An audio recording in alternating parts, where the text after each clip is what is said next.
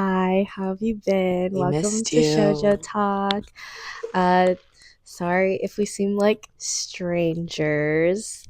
Um, We've been very inconsistent, so we're I know, really like, sorry about ever since that. the beginning, we've been pretty inconsistent, but we're still really learning how to do a podcast. And, you know, We're learning how to edit. up until this point, we were hiring someone to edit our videos, and we decided to be more involved in the process, and I was being too type A about the whole thing. So we're learning how to edit our own videos now. Yeah. So Yes. yeah, And since coming back from our trip, we've just been really busy. too much life has happened. One life wishes. One person here just wishes life did not happen like that. We've just gone through a lot in the past, Yeah. literally not even like the last 2.5 weeks. Yeah, so we posted a poll on our TikTok asking how you guys would feel about a mental health episode. And, obviously we want to incorporate anime and like our niche into it. So, like, we decided to talk about how or like what our comfort animes were, or like I want to talk about one that like really kind of like made me sit in my own thoughts and like really try to like heal like parts of myself.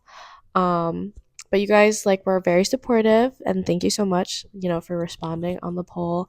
But yeah, like you guys were very down for the idea of a mental health episode because it is really important, Very and important for we've been us. going through a lot. Yes, We're always because going through I a mean lot. we're only human, yes. Yeah. And we want you guys to really like see that we're literally just two girls starting a podcast, and life happens, and Right. we all deal with our struggles, and and our traumas. So I asked for this personally. I was gonna do it regardless, but I just wanted to see if Right. We would anyone have else done here. this Yeah, regardless for but ourselves as well. yes, I talked to Kayla recently because we both have been, and Kayla's known. No, I've been talking to Kayla and like friends of mine, and just mental health right now has been very important in our lives. Oh yeah.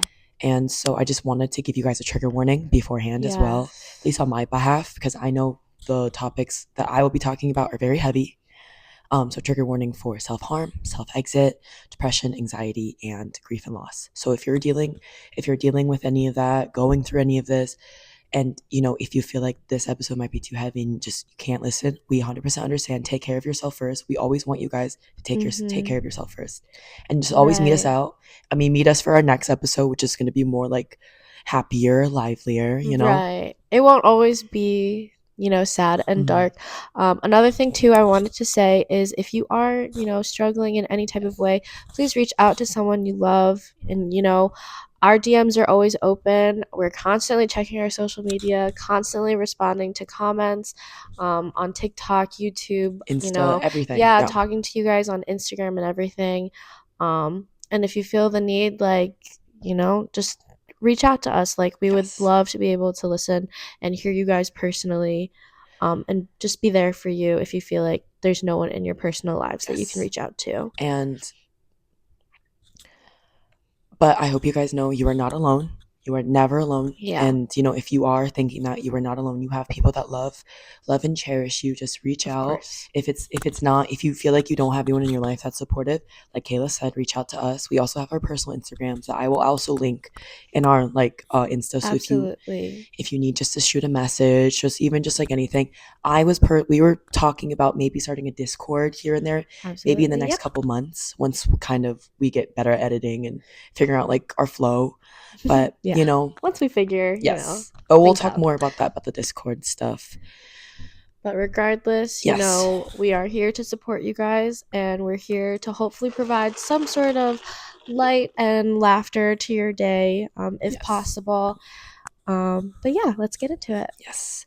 So we wanted to talk about animes that really saved us, that brought us, that Yeah. healed us, or that Yeah. really helped us through our childhood, or just like whatever trauma we were going through. And we kind of compiled like just the ones that really really helped us and really left a mark on Kayla and I. And Absolutely. as one does, as you grow up, you kind of go through a lot, and you deal with a lot, and you learn how to cope. And one way that I learned how to cope was just watching a crap ton of anime, like a crap ton. Oh yeah, for sure. And yeah, How old were you when you first started watching anime? I think I was like First anime I ever watched, I think I was like 8. Yeah, because my sister was 4. No, no, no, no, no, I'm such a liar. I think I was like 9 or 10. About like 8, 9 or 10, right Mm. around that range. I mean, I don't know if this really counts, but I was watching Studio Ghibli movies. I think Like, that does yeah, I was count. watching Studio Ghibli movies like as a child, but I feel like I didn't really get into anime until high school. And high school was honestly just like such a dark time for me. Like a little bit of context about me. I grew up I still am living in a predominantly white area Yes. where I have never really had like a sense of community.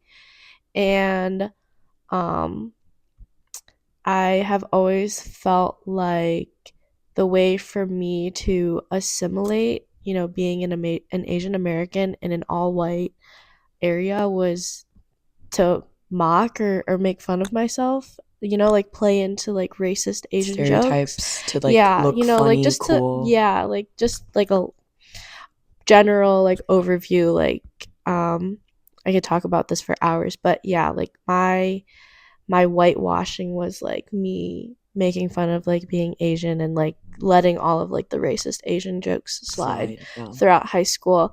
And when I finally discovered anime, it was like I feel like it sounds so cliche, but I was like, oh my god, I can finally be myself. Like I can finally enjoy the things that I want to enjoy.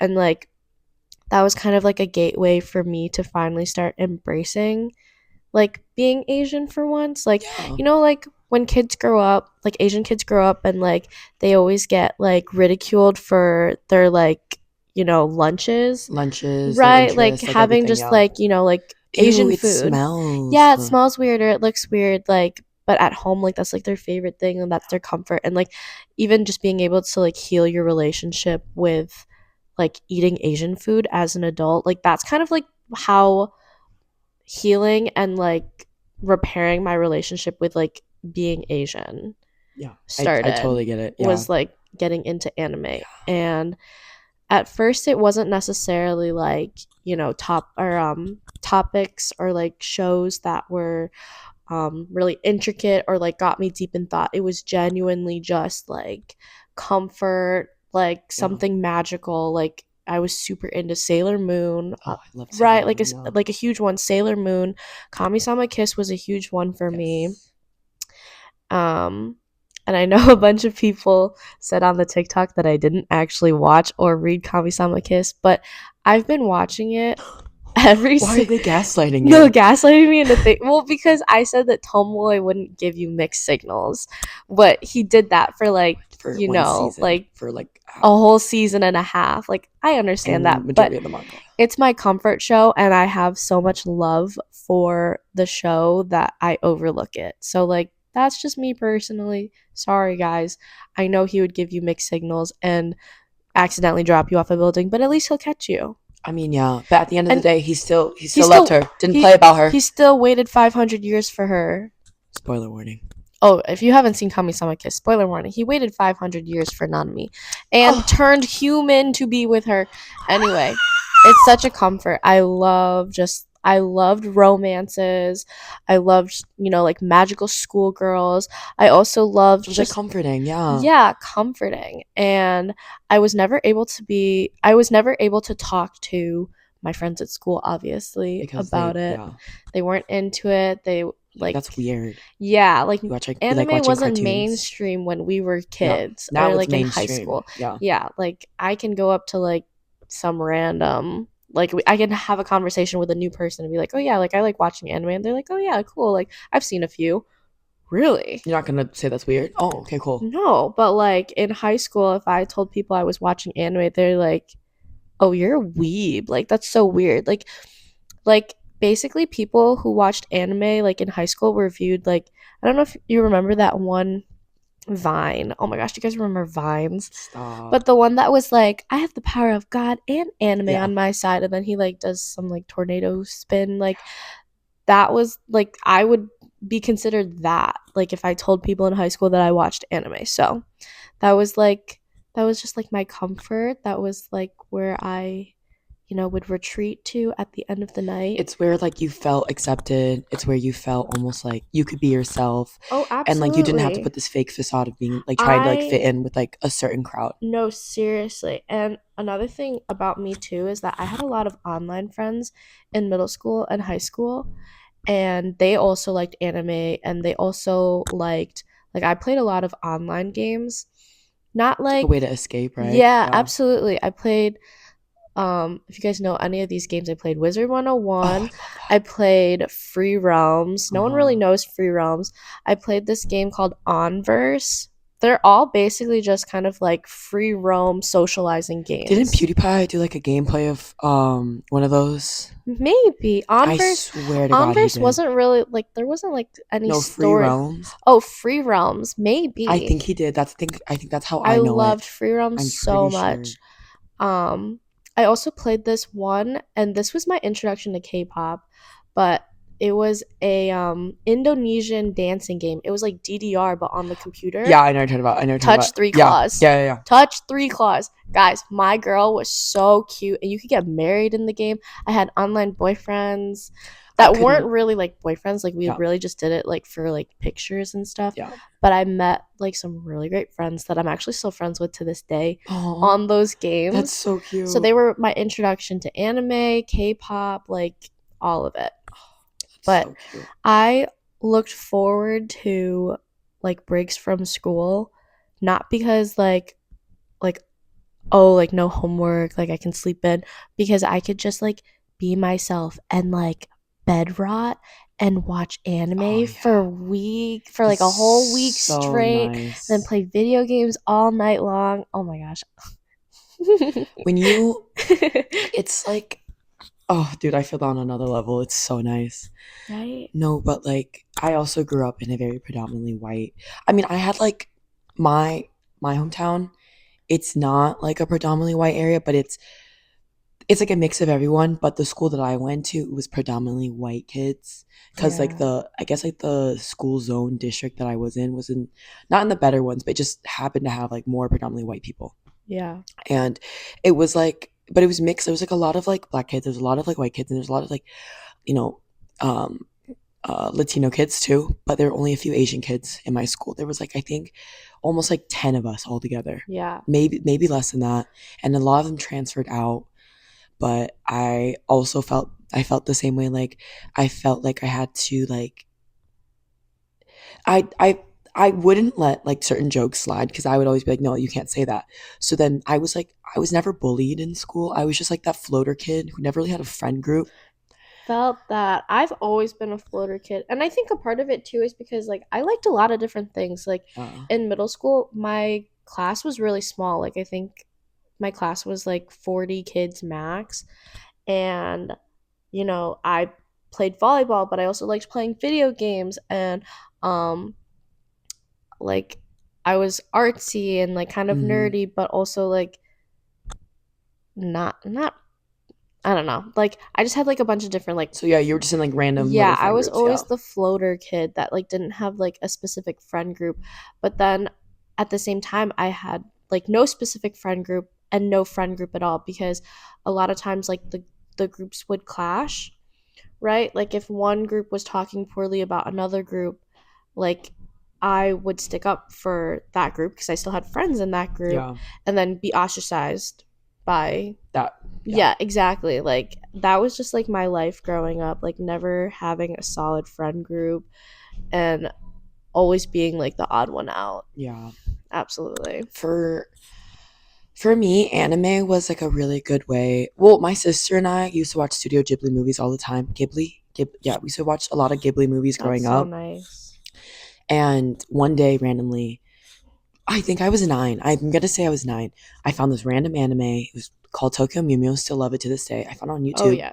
Tokyo Mew and Mew. my sister and I watched the whole thing. It was all on YouTube. I don't think it's on YouTube anymore, but it was Mhm. on YouTube. Knew of Sailor Moon, but I never got into. I mean, I would watch it, but I never Mm. understood like. I was like, oh, it's a cartoon, right? And then after Tokyo Mew Mew, I started watching Sailor Moon, and my sister and I got really into Sailor Moon. We love Sailor Moon to this day.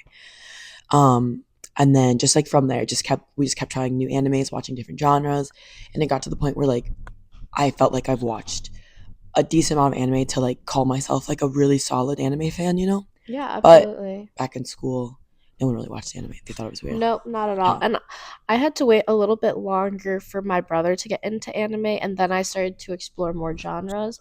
Like he was more like a shonen guy, and I was obviously like a shoujo girl.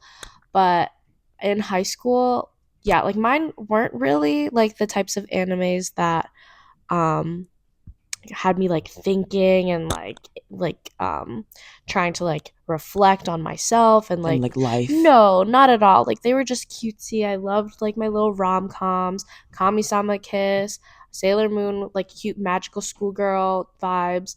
I was also really into Maid Sama. Like I just wanted ones that like would make me like giggle and kick my feet and laugh in the middle of the night. So you could like forget. Absolutely. Yeah. Absolutely. Like I would just like be sitting there like under the covers like oh my gosh. Oh my god. Oh my god. Like literally that like That was low key me too. right? That was low key me when I was watching like Maid Sama and like Usui. And I'm like He'd oh pop up. my I'd be god. like, oh my god, He's oh so my god. problematic like thinking about it now, but He's a stalker. he's But he's hot. he's a hot stalker. I would not mind a He's hot got stalker. pretty privilege, Yeah, pretty privilege. Um, but it was just a great escape is like yeah. what I think we're getting at. So if you guys made it into this far of this episode, I'm gonna start talking about a little darker themes. So, you know, if you can't handle like grief, loss, and all that, then I would tune out, you know. Right. But back on what Kayla was saying, escapism was like my main thing because when I was 13, my mom passed of cancer, and my mom developed cancer when I was 8. So from 8 to 13, I was taking care of my mom, and my dad was working, so he traveled a lot for work. So it was just like taking care of your sister. yeah. So I was like basically the mother figure to my sister. So like anime like really bonded us, helped us like really escape what was like our reality, and it was really sad because you know every year my mom progressively got worse, and then when I hit 13, like when I hit 12, they told us she had a year and a half to live, and it just was horrible. My dad was a mess. I was a mess. All of us were a mess. So anime, in a sense, helped me. It helped me and my sister like. It helped like my sister and I almost feel connected because like after our mom passed, like we just felt so disconnected. We both grieved differently. I was so depressed. I didn't leave my bed for days on days on days. And my sister was so young that it didn't hit her at first. I think it hit her like a month or two later, but it was just difficult. And one anime actually is really crazy. One anime that her and I watched together that really genuinely like almost brought us together and kind of made us forget like what was happening in our world, was Soul Eater. Soul Eater was so great. It really like it was so fake enough, not fake. It was like so unreal for us to like watch like a world where like kids had these powers and they could do this and that, and they were like so cool, and we are like, oh my god, this is so cool. And it really like helped us like find escape, and it was just like a fun way like after school like because at school everyone knew that my mom passed, and like my teachers knew, my counselors and everything, so it was like a constant reminder that like my mom passed and my dad was a mess, and my dad was like so depressed. And so Soul Eater was actually really fun. Like we would come home, literally sit in our like living room and just watch Soul Eater, and we just like laugh and giggle, and like it would help us forget that our mom passed. Like we never forgot our mom, of course. But you know, anime can only do so much. You know, it can only do so much. Yeah. So between the ages of 13 to 16, I was severely depressed. Severely depressed. Struggling a lot. I went through grief counseling. Developed the worst depression I have ever felt. And as a child, it's actually kind of crazy. And I had to be a parent for my little sister. So it was like, and this is gonna go crazy. My dad became an alcoholic. So that was really hard. It was really, really hard. And then my dad passed when I was 16, when we were in Mongolia. So after that, I went through a very, very, very, very dark hole where I just watched anime on anime and anime and read yaoi and mangas just to forget what I was going through. And after my dad passed, I tried killing myself twice. So that's why I was saying, like, this is very dark. So it was really difficult, very, very hard. And my mental health took the worst toll known to man. And my little sister she was little, but it affected her very differently. I outwardly just became depressed, and my sister inwardly just like she just wasn't there. And we lived with my dad's older sister, so my aunt, who I call my mom. She adopted us, which I love her, and I'm grateful every day, 100%. Like, I'm grateful every day that she came, because I can only imagine what would happen if we went to the foster care system. But yeah, so during that time, actually, when I was like 16 through like I think 19, I just watched so much anime that like at this point, like I don't even know what I watched. It was like, It's hard for you to remember. And yeah, like when people ask for your yaoi I recommendations, know, it's like I've read so much. It was like to the point where like I didn't even care for the title. I didn't even care for the description. I just picked it and just read it and read it. I just didn't want to think. And then at 19, I tried. This is actually kind of funny. it's not funny. I was watching This is Death not. Note the night that I attempted.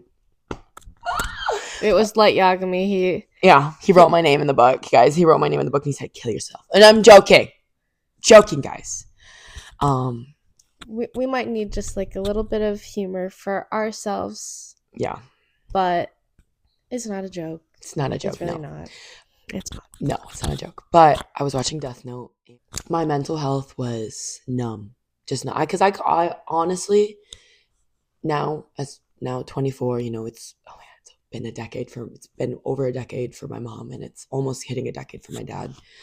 Um, I've just felt numb. Like, I felt no emotions, and I've gone through a plethora of medications, therapy.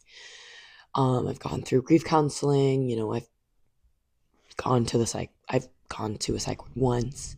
I've checked myself into the hospital for suicide watch, and then I developed the worst ED known to man during COVID, which made my mental health even worse. And so like during that span of like my early development, which is really like crazy early It was like a development. crucial time Yeah, of development it for. was stunted. Yeah, I was stunted. And I was a mother. I was a mother. I was a grieving child. I was just, and as a daughter of an immigrant, they don't understand mental health that well. So they're like, don't cry, like, don't be sad. You know what I mean? And like, they're just like, you know, they always talk about themselves and like, I went through this and I had to pull myself up. I'm like, yeah, I get it. But like, as a kid, you just want comfort, but you couldn't get it. I couldn't get it, at least. Yeah. And so anime became kind of like just a routine of just watching and watching and reading and all that. So like a lot of times when I say like I don't remember the name or like it takes me a while, it's just I watched so much from when I was like honestly 13 to 19. It was just so much anime to the point where it was like an almost overload of my brain. But I know I will, like, if I like someone describes a little more, I will remember. I love anime regardless. It became almost like the only thing that helped me kind of find comfort, because I watched anime when my mom was sick and my mom was alive, and I watched anime when my dad was alive.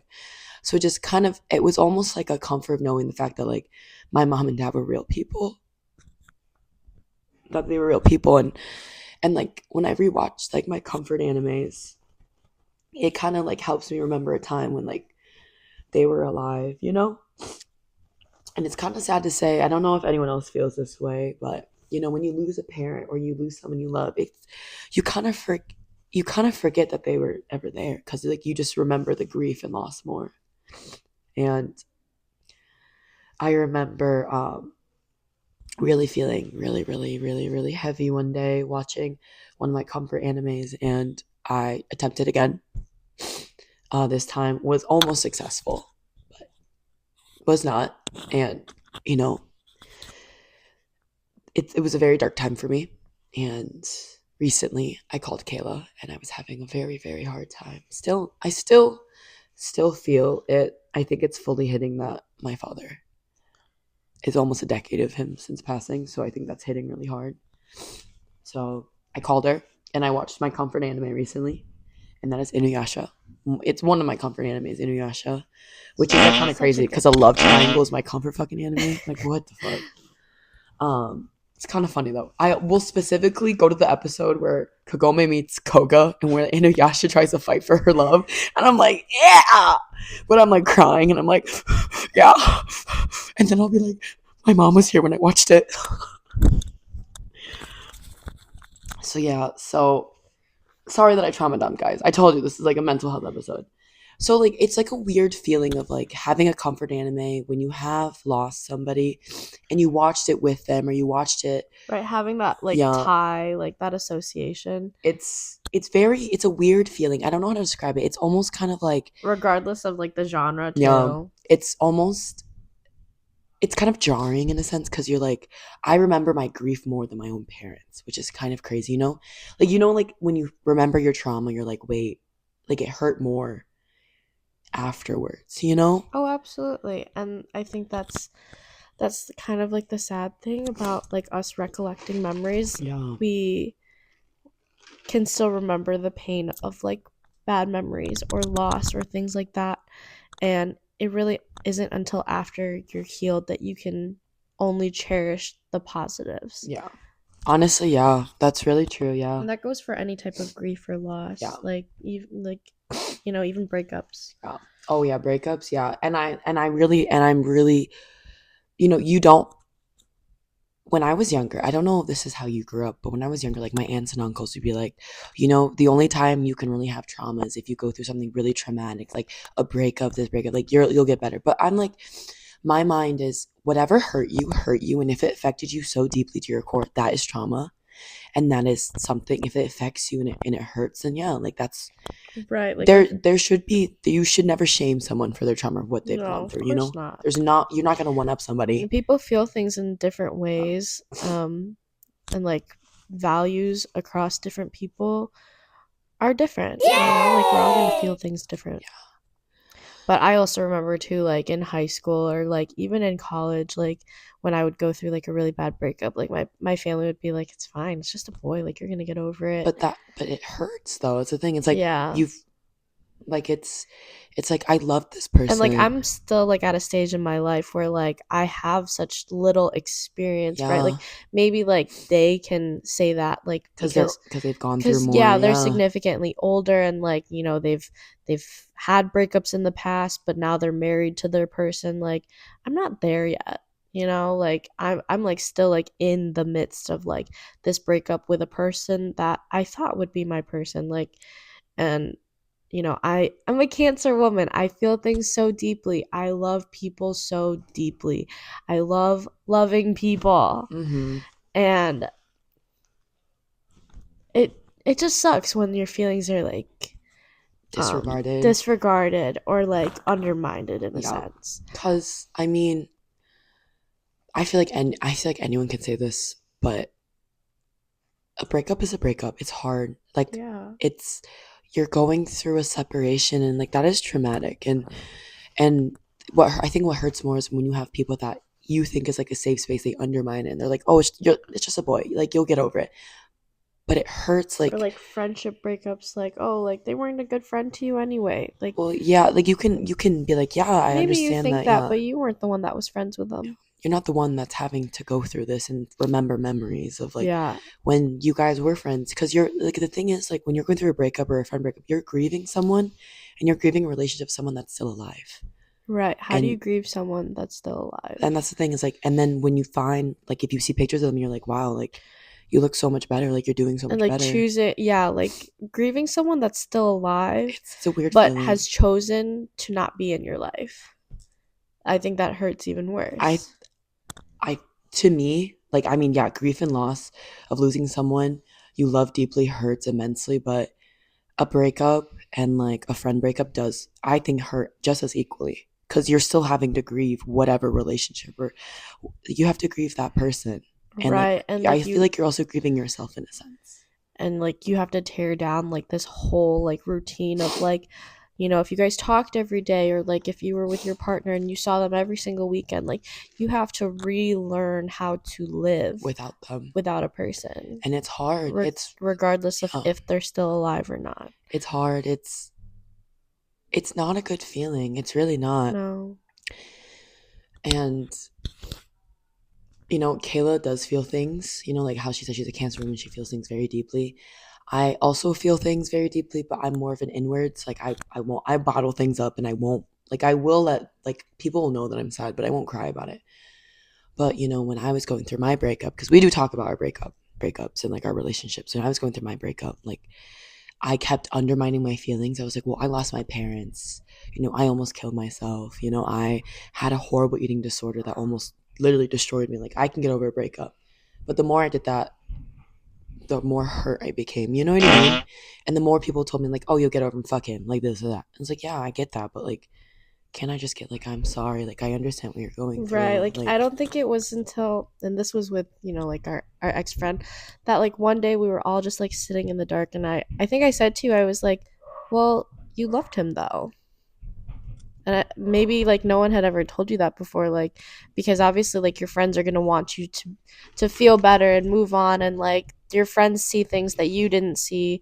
And you obviously felt things that they don't feel for your ex or like your partner. yeah, So it's like, you have to acknowledge like everything that you felt was valid. yeah, And I appreciate being a Cancer woman, and like hopefully like being that validation for friends and also for myself. Like yes, I've done a lot better with myself in saying like it's okay to be sad over it. It's okay to miss that person, or miss the feeling of being with a person, yes. cuz maybe I don't miss my ex. I really don't miss my ex, but really miss the feeling of like being loved And and being in love, cherished yeah. and being in love. Absolutely.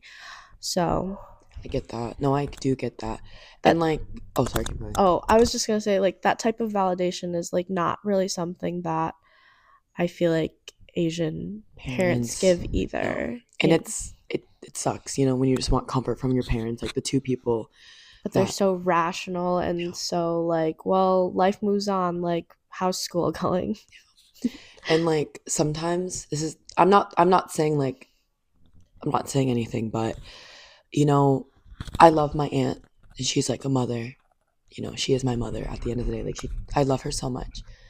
But sometimes like I do miss like when my parents were around and being like, oh my god, like you'll get over it. Like sometimes like people are like, yeah, like my parents.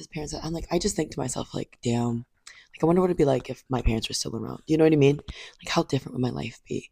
Then I get sad and then I get really depressed and I'm like, god dang it, I'm in a hole again. You've dug yourself into a hole again. And I remember after my breakup with my ex, and my ex had this really funny thing of always bringing my parents in the conversation, which they're like dead, like they can't like talk, like don't talk about my parents. But He's a vile human being for that. um but after like my breakup, like my official breakup, like ending things, I just remember like wanting a hug from my mom and dad, and just really like, and like mind you, like I got a hug from my aunt and my sister and like people that I loved, but like I just wanted to be like, what does it feel like to have like your mom around and like your dad around? And I remember, it's actually crazy, after my ex and I broke up, I had a dream. I was sleeping and I was in a white room. Oh my god, I cried. Oh my I gosh, was, I'm crying just looking at you I crying. know. I was in a white room and I was like laying down and I saw a picture of my mom and dad. I saw a picture of my mom and dad and of like, and like the really sad thing is that like having to see your parents on lifeless on a freaking table is a very jarring No kid should experience. have to go No, through that. but I remember just seeing them, and I just remember like it was just like, and I just was like, I couldn't cry, I couldn't scream, I couldn't do anything, I couldn't move, and I just watched, them incinerate. I just watched them incinerate, and I was like, what the heck is going on? And my family's Buddhist, and I really believe in reincarnation. And I believe that like family members will come back to you in like certain ways, or like certain like, as like one does like in any religion. I feel like there are different like, you Oh know yeah, for sure. so for me, my monk said that, if I ever get dreams of my parents, it means like, they're watching over me, they're telling me. And I was like, and I remembered that, and I was like, why am I watching my parents get incinerated? Like, what the heck? Trying But to remind you that they are moved dead. No, I'm on. joking.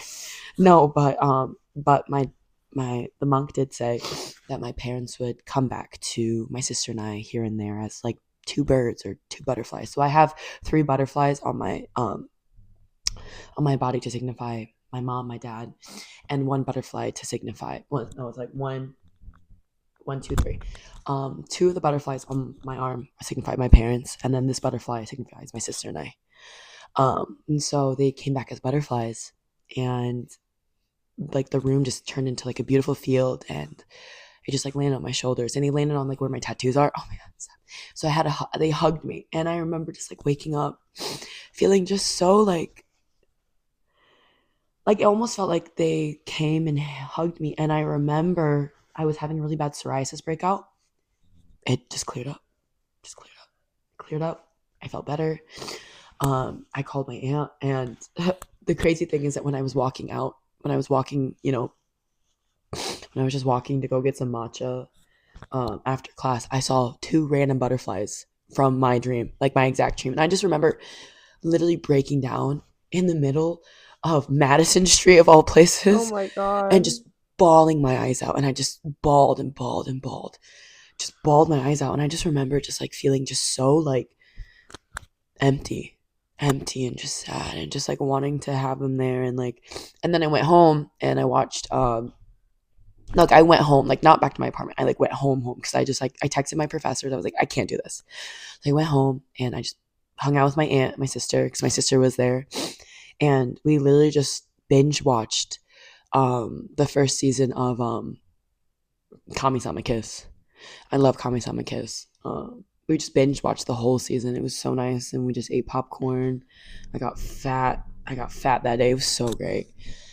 There's just something about your comfort animes. Like I'm the worst person to ask for recommendations. I have like 3 because and I don't know. Okay, so like they say, right? Like if you're a person that like cannot branch out and like watch new shows and like new movies and all of that, like that could be like a sign of like depression, like only clinging on to Yeah, your comforts. that's what my therapist said one time. I'm Yeah, I'm getting better because like I am branching out and watching like new animes and like trying to find new movies. Like if they want to watch a new movie, I'm like, okay, yeah, like let's watch a new movie.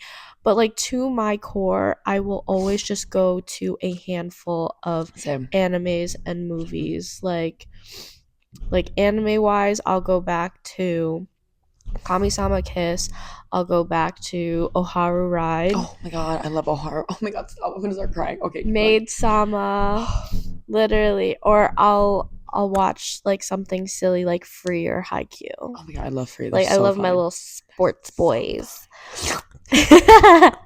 no, I feel the same way. Like when someone asks me for recommendations, I'm like, well, what genre? Because I'll have like 3 animes I constantly watch, like sports, shonen, shoujos, Right, like it really wasn't until I was much later that I started branching out and like like watching forcing myself to branch out. absolutely like trying to get me to watch like My Hero or That took me forever to even yeah, watch. like I watched a lot of it too. Like my brother getting into anime helped me branch Yeah, out, but like to my core, I was just watching the same shit over and over and but over and if it makes you over. feel good, like I get that feeling. Like I literally had 3 at the time. Like when everything was happening, I only had 3 animes that I constantly watched, and it was literally Haikyuu.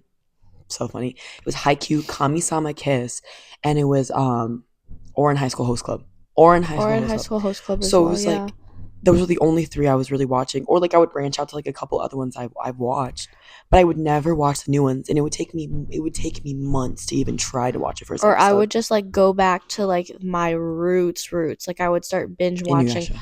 I was gonna say I was gonna like in terms of movies, I would go back to like binge watching all the Studio Ghibli Yeah, movies, and then when I was 100%. done with Studio Ghibli, I'd binge watch all of the old Bratz movies. When I was done with that, old Barbie movies, and then old Monster High movies, Yeah. and that would just be a cycle. like every single day. Like literally me too. Literally and same. honestly, that got me through high school. That got me through like my first half of college. Like I was not watching anything new. I was just strictly like claws deep in just my comfort. Nothing else. Nothing else. There was my okay, so my favorite movie of all times is based off of my favorite book series, The Mortal Instruments, Uh-huh. and I love The City of Bones. The girl is I don't know if you've I haven't seen it, but my mom really liked Emily in Paris. That I did not watch I it. No. forgot her name. I know you're talking about But that girl, I can't remember her that name. girl that's in Emily in Paris, she's like the lead in this movie, City of Bones. They came out with like a show. It wasn't as good. No, I remember the show was bad. The show was bad, but the movie, Mortal Instruments, City of Bones, I rewatched that shit. And constantly, like when I'm feeling sad, I just put that shit on. And there was a point where I was so like I like couldn't even acknowledge that I was depressed, but this is like a really clear sign of depression, like only being able to watch the same thing over and over. I had watched the movie every single day for a week straight.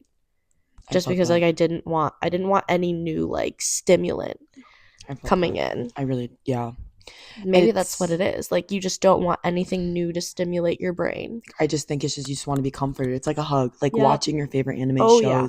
It's almost like a self-hug. It's just like you're trying to self-soothe. Or just like really like I see it as a way of like trying to like find like trying to like heal whatever is going on. But in turn it's just like you just watch it and you just feel numb and just keep watching because it made you feel good when you first watched it and that's why you cling on to it. Absolutely. And I feel that. I really feel that because I mean that's what I was doing too. Just like a cycle of watching my favorite animes, my shows, my movies, just all in rotation, just only doing that and not doing anything else. And then when you ran out, you start from the beginning. And like I'm still doing that right now. Like I'm right now, mental health wise, on a meter of 1 to 10, I'm at a 10. Not good, not great. I recently had a scare for myself, so I've just been literally just like putting on Inuyasha, and I'm thinking about like I used to rewatch the Bratz movies, I used to rewatch the Barbie movies, Monster High. Literally, I literally started. I watched Monster High, City of Scaris. So I love Scares. I love Boo York too. I love Boo York. Wait, what's the one called where they go to the Tiki Island? Oh, I don't remember. But it's like I love that one. It's so that dude was fine. Frankie should have stayed with that man. Oof, boy's fine. Oh my gosh. But no, Bella and I are actually talking about next weekend. We're just literally gonna do like a Wingstop. Yeah, like takeout and just binging, like whether it's Shoujo's or Bratz, Barbie, Monster High movies all night long. Yes.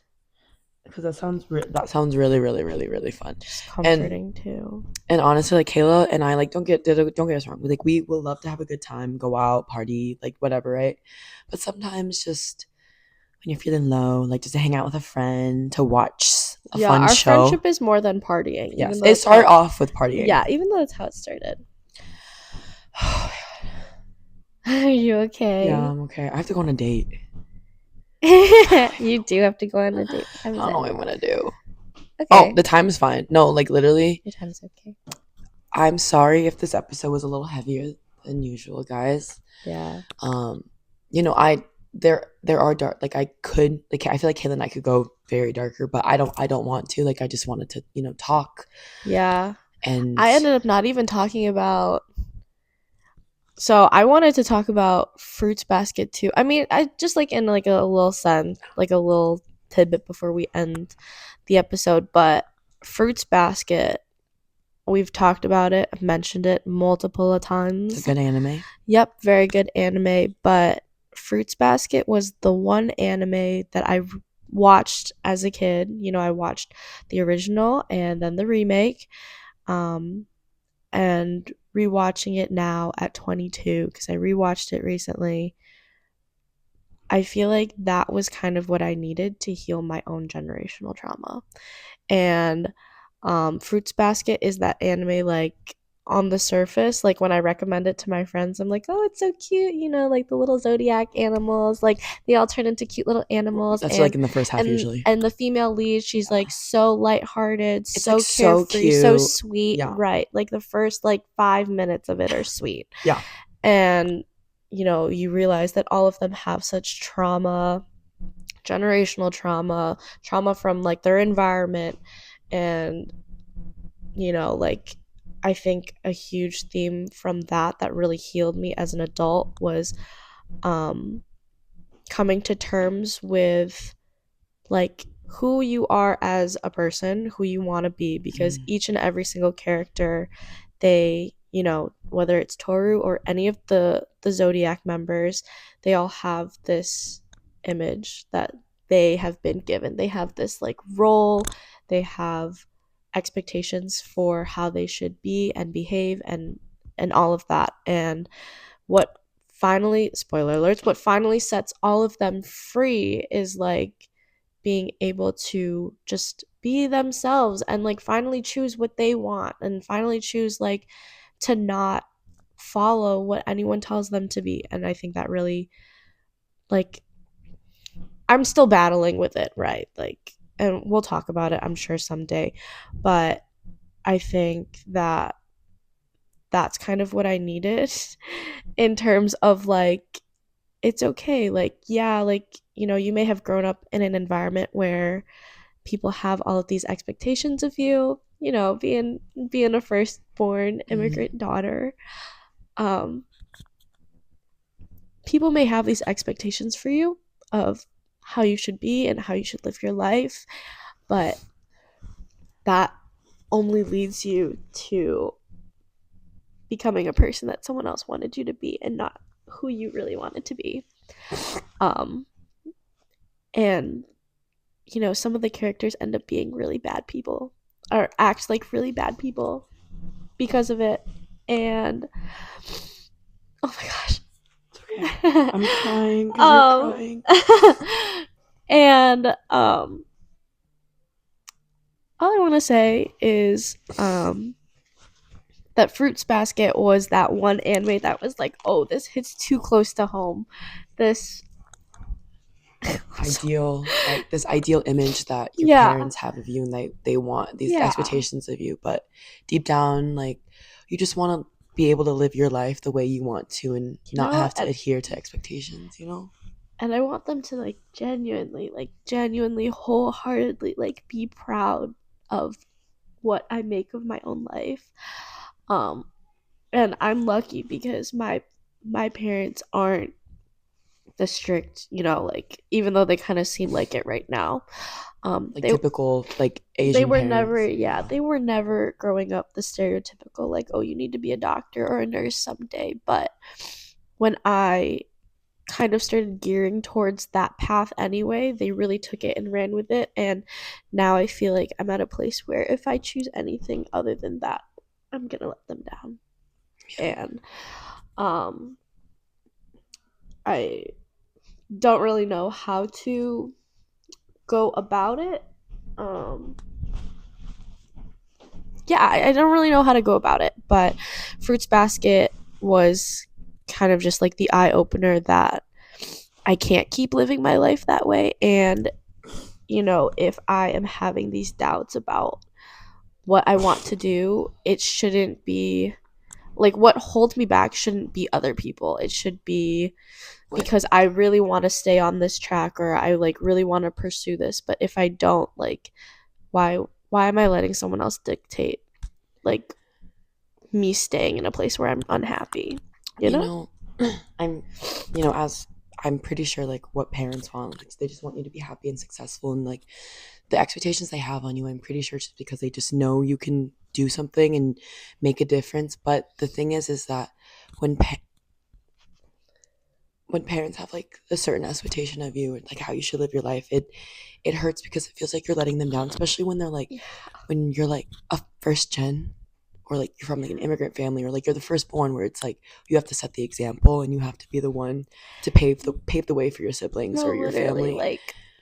like how this is like a little, this is my trauma dump, but like how are my parents gonna tell me like that they are so impressed with me and how like everything that they could have dreamed for themselves like they were unable to achieve just because of like their own skill set. Like they don't tell me like they don't try to like guilt me and saying like, oh, they didn't have the opportunities, like they didn't have the drive. Like they my parents always say they didn't have the drive, they didn't have the skill set, or like, you know, the book smarts, which I don't even have book smarts, guys. Like I'm not that smart, please. but but like I think that hurts worse for them to say like, you know, we are physically like incapable of accomplishing what we think you're capable of. So that's why you want to push you further and Yeah, and push you to do something. I think it was just heartbreaking about like the situation with my parents is that they're not forcing me. I feel like I'm forcing myself for their sake because You don't want to let them down. yeah, and like I want them to be able to vicariously live through me. Like I want them to be like proud of themselves in a sense because of what I've been able to accomplish. But I saw like I saw this quote so long ago and I'm thinking about it now, but you know, it was a girl who was like going through something similar and having doubts about her career and if she was like really going to be able to make it. And you know, her family wasn't as supportive in the sense that like they really only cared about like the surface level like achievements, right? Like they Like the title and the yeah, they status. wanted title Like the and title and status. status. And you know, she said as she was crying, she was like when she thinks about her achievements, she never feels proud of herself. She only feels relief. Oh my god. And like sometimes I feel like that, like because I think deep down, like I am a very insecure person and I don't think that I'm capable of everything that people say I'm capable of. Um and so like all throughout my educational career and like now in my gap year, I feel that every single day. Like when people ask me like how something is going and they're like, "Oh, that's great. That's so amazing." Like I only feel relief. I don't feel proud of myself anymore. I just feel relief that like I'm on track per se. You know, as someone who is a, you know, firstborn daughter of like a Asian household, I understand your struggles and how you feel is very valid. You know, like I understand like almost feeling like you're letting your parents or your family down for not going a certain path or a certain expectation that they see you in, you know? But regardless, the thing is I've learned and I've come to terms with is that yes, I I feel like I should be a certain way. I should go for a certain career, but you know, I have, you know, like them when they were younger, they had dreams, they had aspirations, Absolutely. and why do I feel like I'm being villainized for having the same dreams and aspirations for my life? Like if I don't see myself going for something and I want to try something else and it doesn't work out, then I can go to whatever path. And it's like you don't like the thing is I've been, you know, I do say is no matter what you do, no matter what you go for, I will always support you. And you know, even though we just became friends very recently, I which know our friendship is like only hitting a year. yeah, very recently, I do believe in my whole heart that whatever you want to do and whatever you want to like pursue, your parents would be proud of you nonetheless. Because me just hearing that you like are even wanting to pursue something for them makes me happy, knowing the fact that like you have some maybe like you want maybe this could be a step into a career that you could want, but it also makes me sad knowing the fact that like I don't want you to force yourself to do that because at the end of the day, it's your life and your parents love you and they will respect it. And you know, maybe just because they want to see you have that drive, you know, or whatever like weird reason and like they want to live through you, but you're you and you have a life that you have if you pretty much have a vision of what you want to do, like maybe like Yeah. you want to have kids, you want to settle down, you know. I want to be a wife someday. Yeah, and like for your career wise, like we're so young, like you don't need to rush, you don't need to Yeah. force this box on you, like how like Fruits Basket, like expectations are only there, you know, just for you to like feel maybe like motivated to be like, oh my god, yeah, like I want to do this and do that, but it shouldn't confine you. And you should feel proud of your accomplishments because you were able to accomplish that when you were going through a hard time, when you know you felt low, and like don't feel don't feel like you have to do something just because someone has a certain image of you, because that image isn't, that's not who you are. And those insecurities, oh my god, I do get you. I've been there. I still think it. And honestly, like, at a time and point, you just kind of have to realize, like, wow, like, I want this for my life, and it's not the career path that my family wants, and I feel horrible, but I don't see myself doing it. Like, I want to pursue Right. something else, and I still want to pursue art. Yeah. I want to pursue art, and that's one thing I'm trying to come to terms with, because it's like I feel like I'm a disappointment if I go for a non-conventional career. You know what I mean? Or like a career that's a step down from what my family wants me to do. That's a lower pay grade. And I understand, like, I do understand, like, stability. You need stability and stuff like that. But who says that, like, I can't find like an amazing career out of a random amazing career with something that I love and I want to pursue, Yeah. So I genuinely feel like you're so young. You still have you have so much time to think about it. Like, and if you genuinely feel from the bottom of your heart that this is not something you want to do, then it's okay. I have, regardless, like I said, regardless of what you do, I will be happy. I'm rooting for you, and I will be your number one supporter. Be like, yeah, go to this school. Yeah, I'm 100% down. I'm moving to California with you, remember? We're moving to California. That's not an official announcement. Actually, yes, it is. Yes! It. We're moving to California. Official announcement. No, I always appreciate you talking me out of this mindset, Bella. I don't think I say it enough. And, the same goes to you. I would love to support you in your art career. I still think you're going to be a famous influencer. And I hope. And I will just be the background character that supported you. We'll get together. We're co-hosts. Co-hosts. Duh. But this is such a heavy episode. Oh. I think at the end of the day, family is their mindset's very fluid. Yes.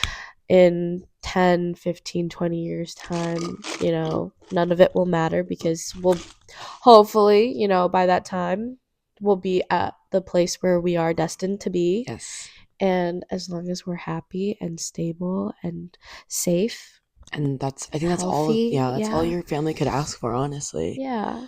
And I mean, 15, 20 years from now, they're gonna be like, wow, like you did this, and I'm so happy that you found a life and you made such a beautiful career, and you're so happy, and like you're content. Like, I think that's all they want. Yeah. But a lot of Asian families do have this mindset, like you have to be a doctor, a lawyer, you have to go to business school, you have to do XYZ to like be successful, Yeah. But I feel like success looks different for other people, Yes, absolutely. So marry rich. I wish. But thank you for listening, guys. Like, this episode turned into a real trauma dump. Yeah, so that's what I was saying. And therapy sesh. A therapy sesh. So thank you for tuning in. And if you did cry, like, I hope you cried with us. And, I hope you grabbed a tissue. And, like we said, if you need someone to talk to, please reach out. Please reach out to us. We will always message you back. And if you want something private, and if you guys want us to talk more about, more mental health days, we can have a couple days where we, like, a couple episodes here and there sprinkled in, where we can talk and update. We can all, like, be sad and cry together, because everyone needs a good cry, and a little sad day and a little big back day. You know what I mean? Yeah. So yeah, I love how our descriptions always tell the audience to have a snack or some boba or whatever. We never have snacks. What is this? Well, you have your... There was that one day we had the cinnamon toast bites, but it's just... I should have been eating my feelings right now. It's okay. It's okay. I will not get hot pot. Oh my god, so fun fact. So this weekend my family has like been in town. Friday we went to all you can eat sushi. Yesterday, so today is Sunday. Friday we went to all you can eat sushi. Saturday, we did all you could eat Japanese barbecue. And today, I'm trying to convince Bella to do all you can eat hot pot with I me. just want to go on a spontaneous date. I want the holy trinity, the trifecta. Okay, I will update you guys. I'm supposed to go on a date with this dude, but he's really boring. I'm just gonna cancel on him right now. I'm just gonna reschedule actually. But if this guy that I asked to go on a spontaneous has not messaged me, then I will go get hot pot with Kayla, and I will let you guys know. There will be an update in the next episode. You'll see. You'll either see me be like, guys, I went on a date. Or I'll be like, guys, I got hot pot. If we posted hot pot on 4/13, then Bella didn't go on a date. No. Anyway, have a good night, guys. Take care of yourself. We love you. Love you. Bye.